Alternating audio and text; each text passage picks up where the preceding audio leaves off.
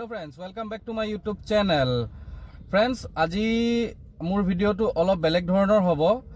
বেলেগ ধৰণৰ মানে কি এই ভিডিওটো মোৰ অফিচৰ ৰিলেটেড ভিডিও হয়।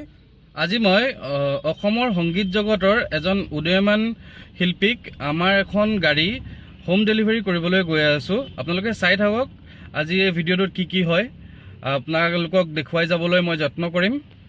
এতিয়া আমাৰ যাত্ৰাটো আৰম্ভ কৰোঁ। আৰু লগতে কথা এটা কৈ যাওঁ যে আপোনালোকে যদি মোৰ ভিডিওটো এতিয়ালৈকে চাই আছে তেনেহলে প্লিজ লাইক শেয়াৰ আৰু সাবস্ক্ৰাইব কৰি দিবলৈ নাপাহৰিব। লগতে বেল আইকনটো প্ৰেছ কৰি দিব। ফ্ৰেণ্ডছ, আপোনালোকে ভাবিছে চাগে এই গাড়ীখন কোনেনো কিনিছে, কি গাড়ীনো কিনিছে। আপোনালোকক সকলো কথা মই জনাম। আপোনালোকে মোৰ ভিডিওটো শেষলৈকে চাই থাকক, আপোনালোকে সকলো কথা গম পাব।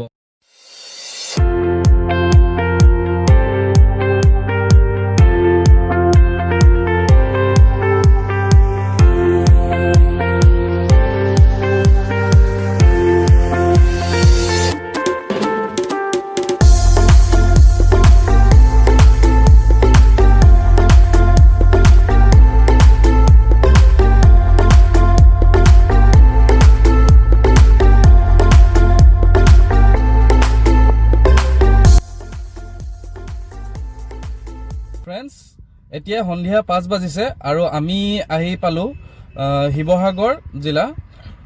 এতিয়া আমি গৈ আছোঁ জাজিৰামগুৰি স্থিত আপোনালোকৰ মৰমৰ শিল্পী অভি শইকীয়াৰ ঘৰলৈ বুলি। আৰু এই যাত্ৰাত মোৰ লগত আহিছে মোৰ ভাইটি সৌৰভ, এইফালে আছে, সে হাই। আৰু ইয়াৰ পৰা অভি শইকীয়াৰ ঘৰলৈ প্ৰায় 20 কিলোমিটাৰমান আছে। বলক গৈ থাকোঁ।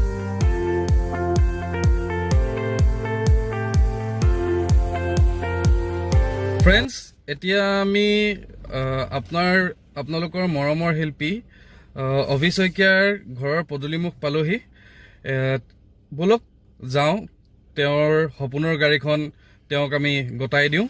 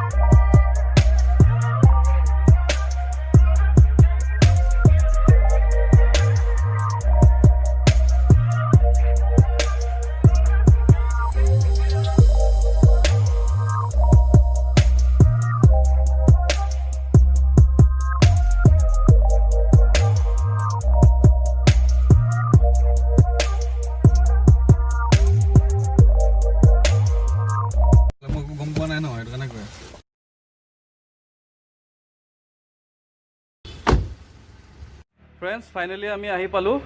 এতিয়া আমাৰ যি কাগজ পত্ৰৰ কাম আছে সেইখিনি কৰি লওঁ। বলক।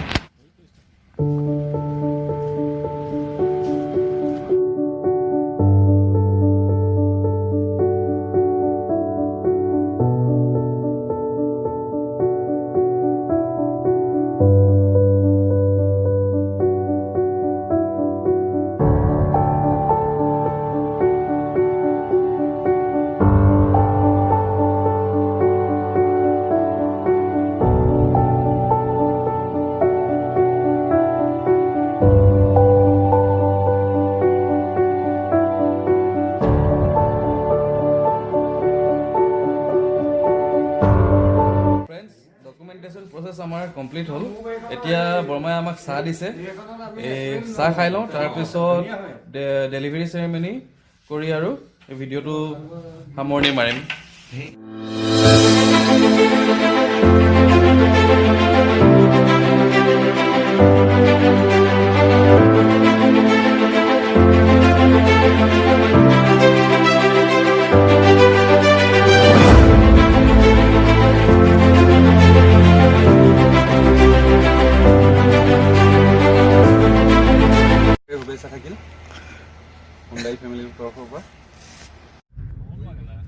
ফ্ৰেণ্ডছ ডেলিভাৰী কৰা হৈ গ'ল এতিয়া ঘৰলৈ বুলি উভতি গৈ আছো আৰু আজিৰ ভিডিঅ'টো ইমানতে সামৰণি মাৰো ধন্যবাদ জয় অসম